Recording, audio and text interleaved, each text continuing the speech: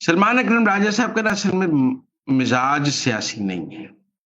He is not a politically well trained person. وہ ایک اچھے وکیل تو ہو سکتے ہیں، آرگو کر سکتے ہیں کیس، لیکن ان کا سیاسی مزاج نہیں ہے. ان کے اندر پولیٹیکل ٹالرنس نہیں ہے جو ایک سیاستدان کے اندر ٹالرنس ہوتی ہے. ویسے تو پوری پی ٹی آئی میں ٹالرنس کی کمی ہے، برداشت کی کمی ہے. شیر افضل مروت صاحب بھی آج سے ایک سال پہلے تو لوگوں سے ٹاک شوز میں لڑ پڑتے تھے. انہیں اب حالات کا اندازہ ہو گیا ہے کہ یہ چپیڑ کے جواب میں مکہ پڑ جاتا ہے، تو اب ان کے لہجے میں بھی نرمی آ گئی ہے.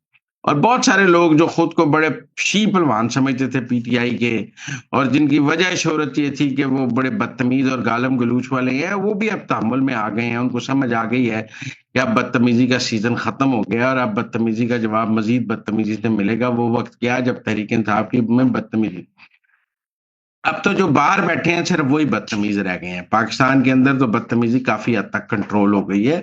لیکن سلمان اکرم راجہ صاحب سے پی ٹی آئی کے لوگوں کو زیادہ شکایت ہے. میرے خیال میں ان کا کوئی پارلیمانی رول تو ہے نہیں، وہ اسمبلی میں ہے نہیں، لہذا اسمبلی سے ان میں کوئی شکایت نہیں ہے.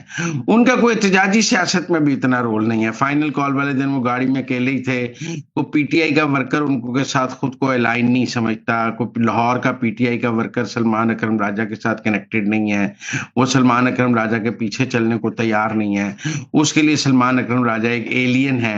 اسی لیے فائنل کال والے دن وہ اپنی گاڑی میں اکیلے ہی پھر رہے تھے، بندے چار نہیں تھے ساتھ. تو ان کا کوئی پولیٹیکل تو نہیں ہے. وہ ایک اچھے وکیل ضرور ہو سکتے ہیں، لیکن سیاست میں ان کا کوئی ابھی، ان کو ضرور سیکرٹری جنرل بنا دیا گیا، لیکن وہ سیکرٹری جنرل بھی تو ایک پیرا ٹروپر ہیں.